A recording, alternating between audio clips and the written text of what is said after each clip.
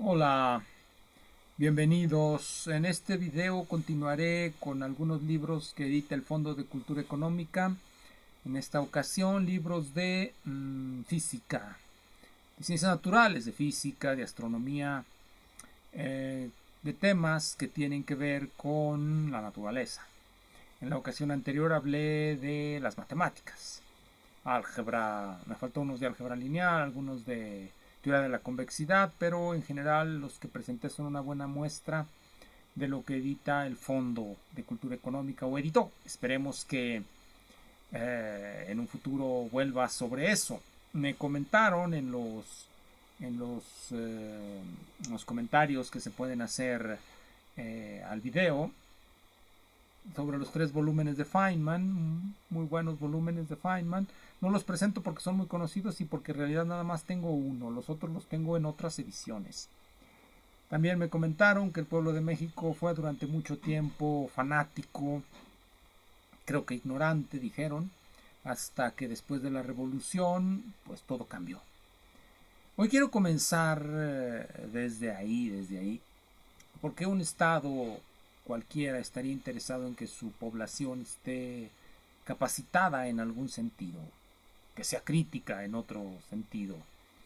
Bueno, cuando las clases medias en este país descubrieron que podían tener universidades aparte de las universidades públicas o que podían tener universidades públicas, comenzaron a tratar de explicarse qué es una universidad, para qué sirve una universidad. En México la respuesta fue que las universidades sirven como medios para llegar al poder, o para decirlo en la forma eufemística que suelen utilizar estos grandes adalides de la revolución.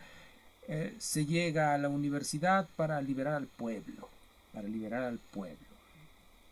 ¿Y cómo se libera al pueblo? Pues de la universidad a las diputaciones, a las senadurías, a las gubernaturas. Esa es la idea básica.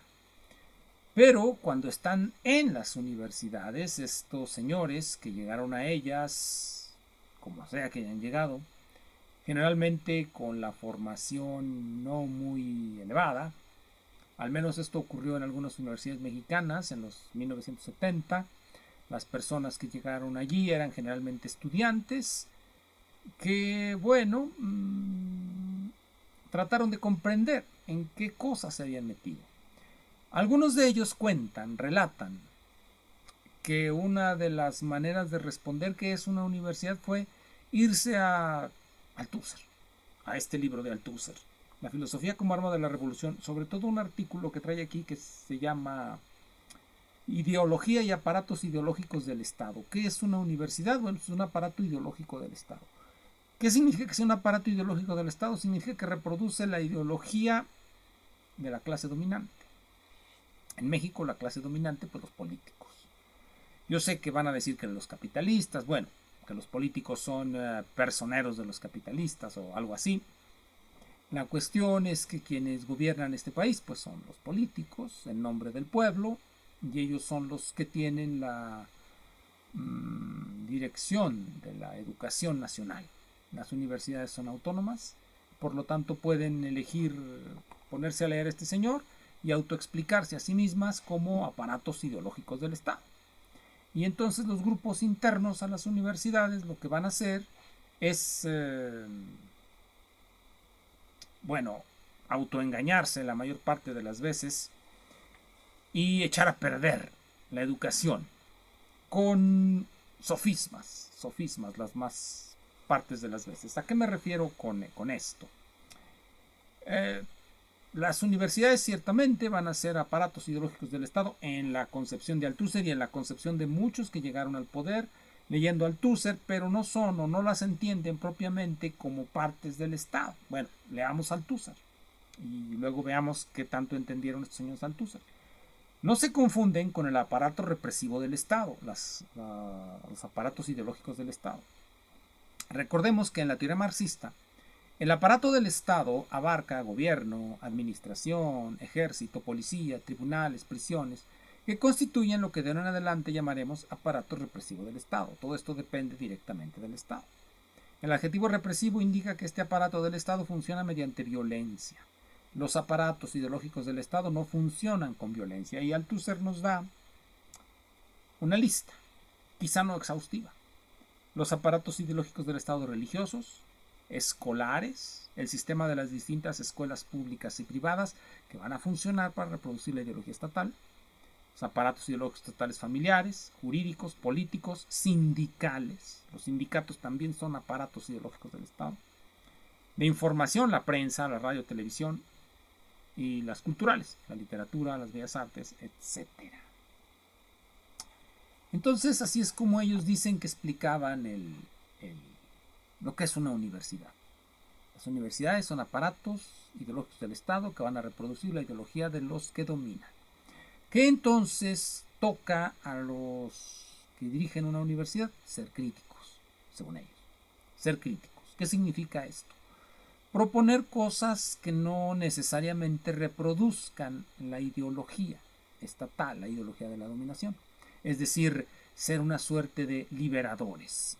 Hay un ensayo de Levinas,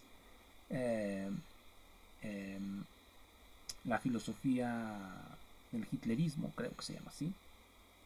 Sí, la filosofía del hitlerismo también está en el Fondo de Cultura Económica, pero en el Fondo de Cultura Económica de Argentina. En ella nos va a dar una idea Levinas de lo que estos señores quieren decir. Bueno, darse cuenta de la sujeción que uno tiene a cierta cosa es ya un paso en la liberación. Entonces estos señores conciben las universidades como ese paso hacia esa liberación. Un paso en falso seguramente, porque como unos u otros que salimos medio mal formados o medio bien formados o como sea de las universidades, vamos a contribuir a la libertad del colectivo.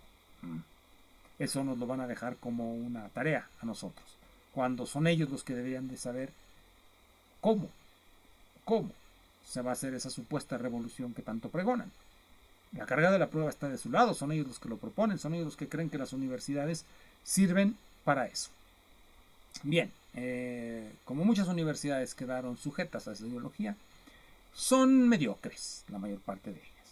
Bueno, ¿y todo esto qué tiene que ver con los libros que voy a presentar? Bueno, hay que recordar que en México, previo a la revolución, a la guerra civil de 1910, gobernaba Porfirio Díaz y ya llevaba alrededor de 30 años ahí, pero tenía un proyecto de nación que fue establecido por Gavino Barreda en su oración cívica.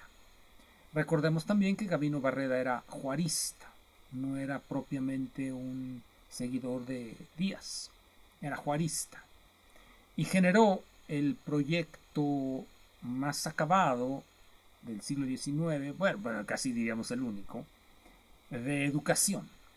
La educación en México, por primera vez hubo un proyecto diseñado por Gavino Barreda. ¿De dónde lo toma él? Lo que hace es una interpretación de la filosofía de Auguste Comte, el positivismo.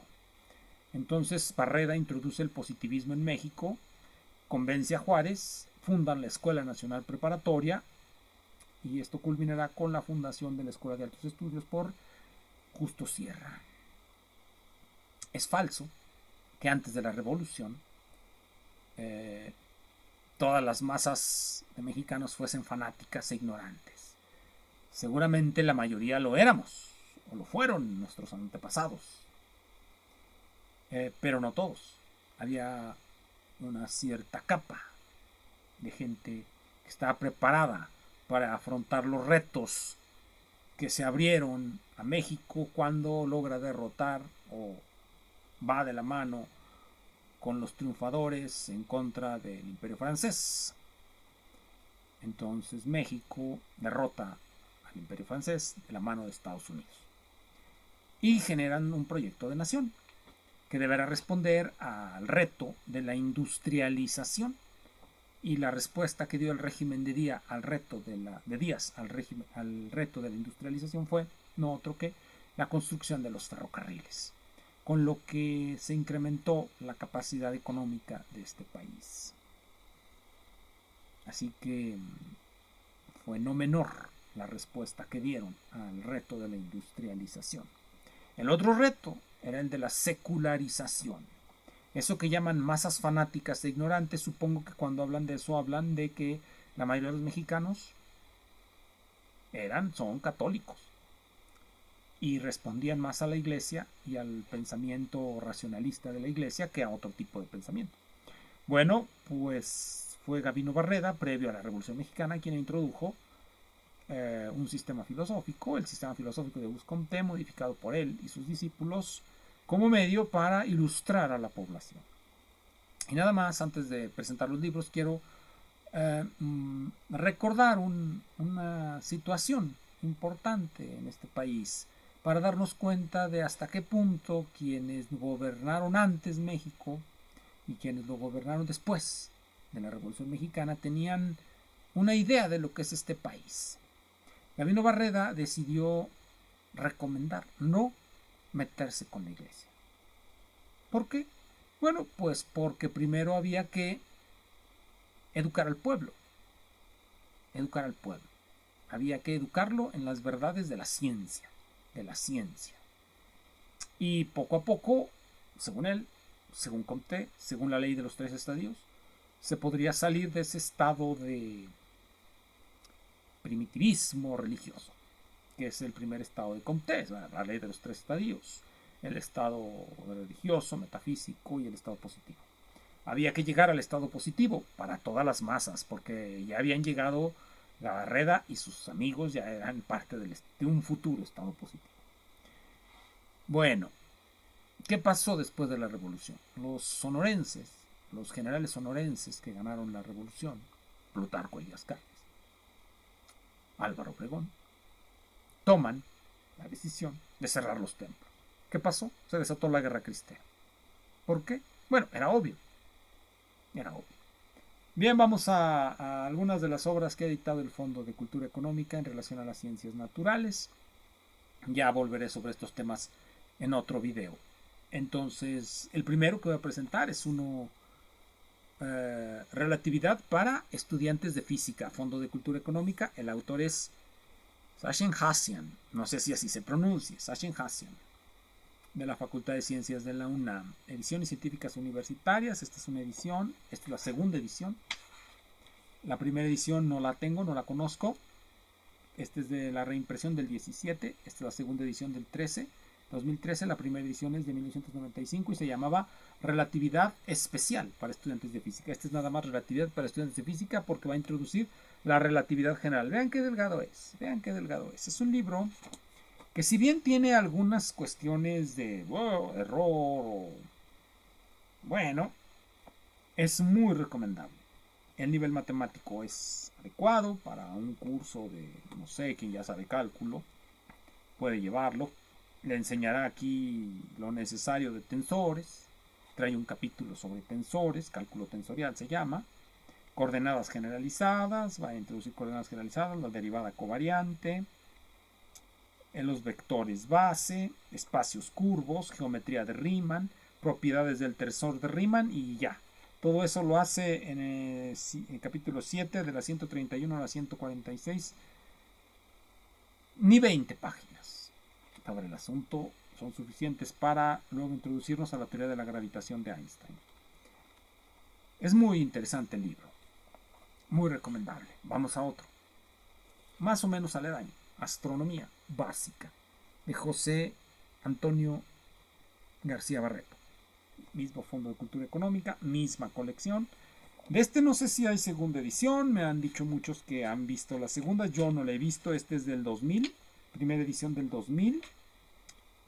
Uno esperaría, cuando uno habla de una introducción a la astronomía, pero eso ya es la perspectiva de cada quien, de lo que cada quien tenga idea que es la astronomía.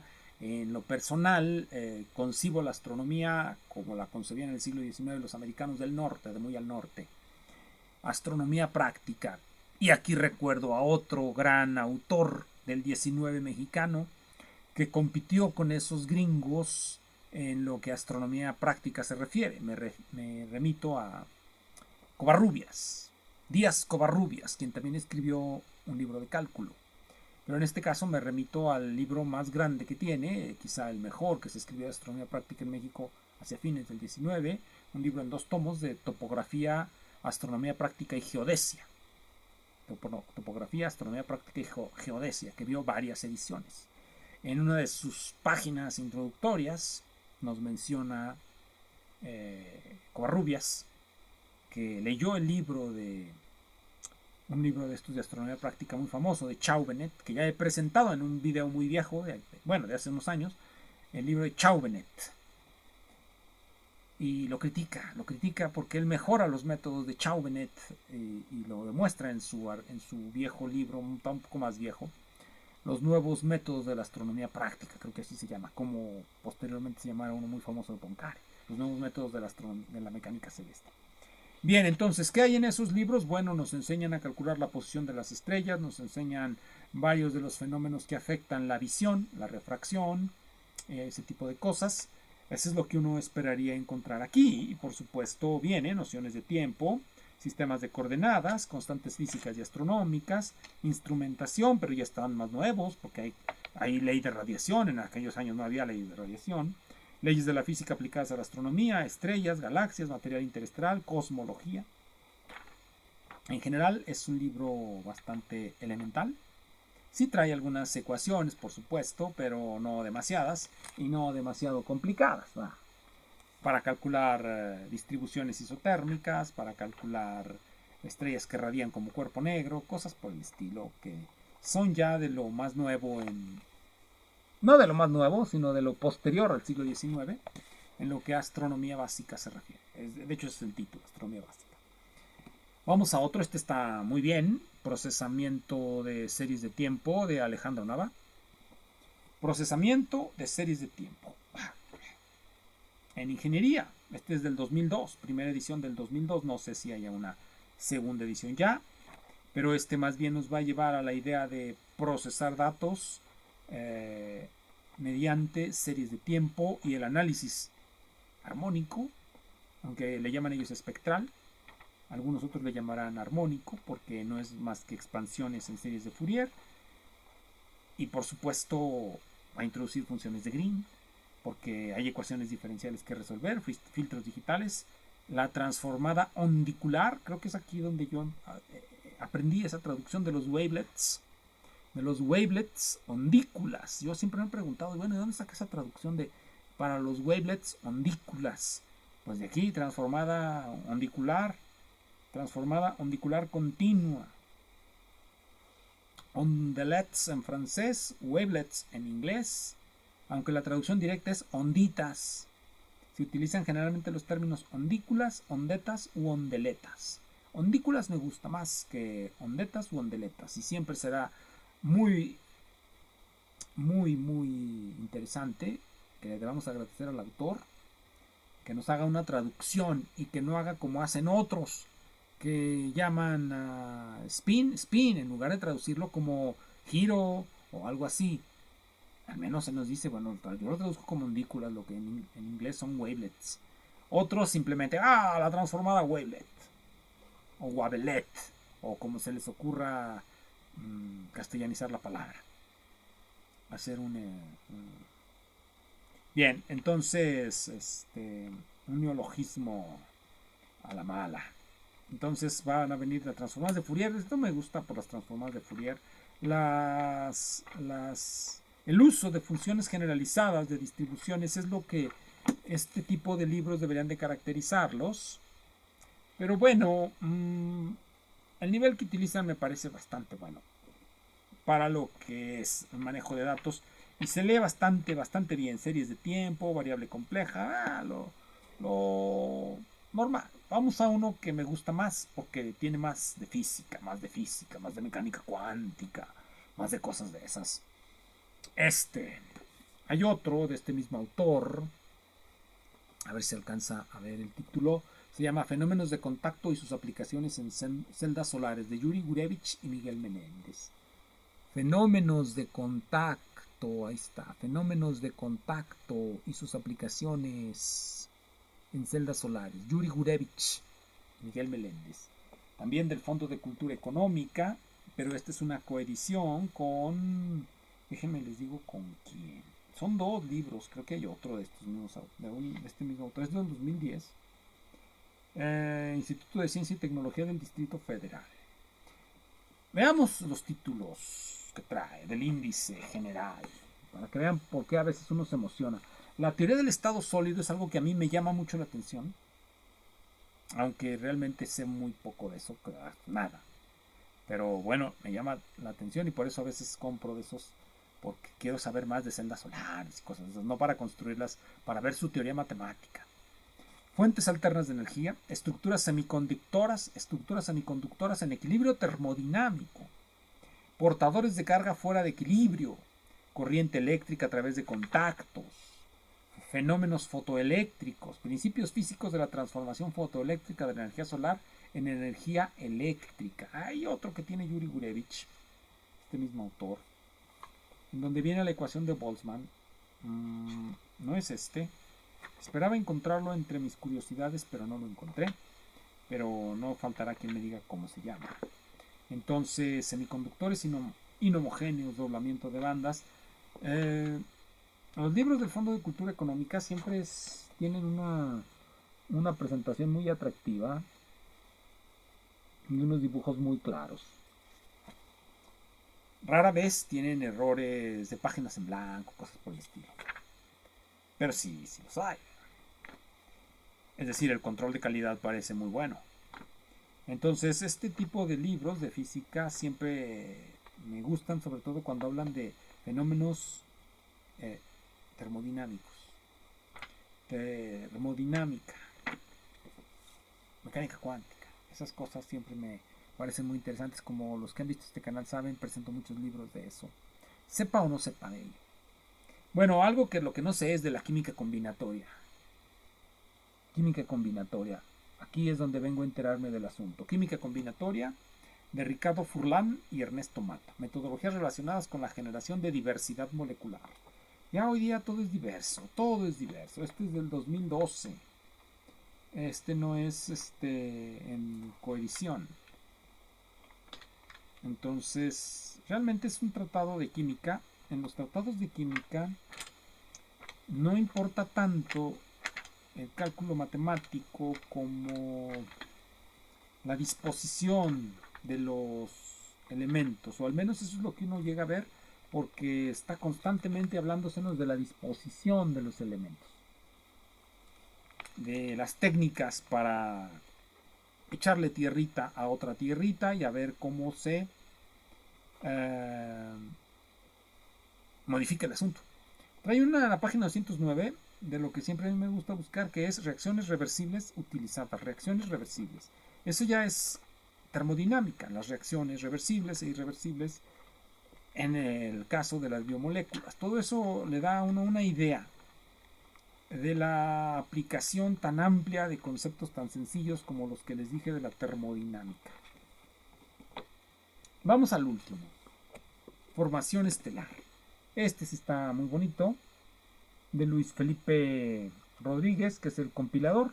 Son una serie de artículos acerca de cómo se forman las estrellas. Este es más viejo.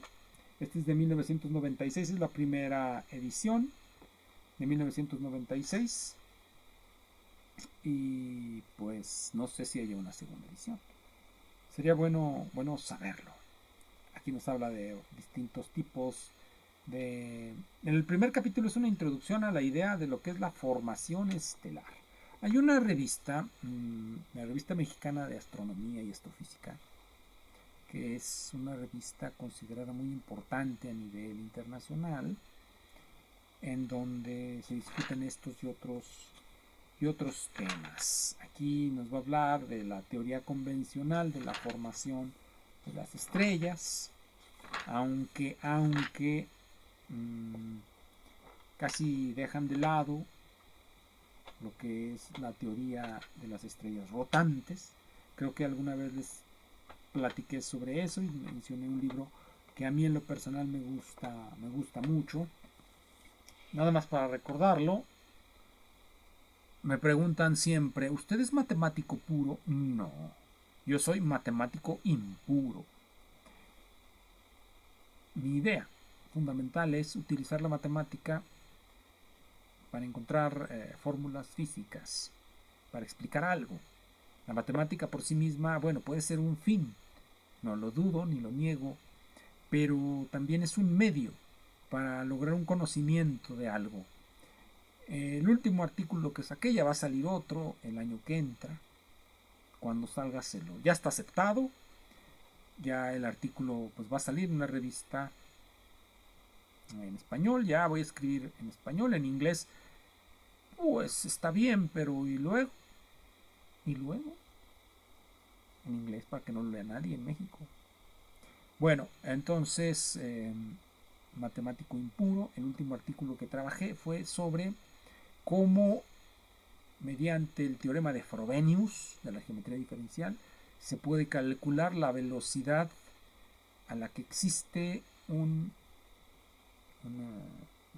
figura de masa rotante. Es decir, mediante geometría diferencial se puede calcular la velocidad de acreción, la velocidad a la que coalescen los elementos que permiten la formación de una masa fluida y que tenga cierta forma.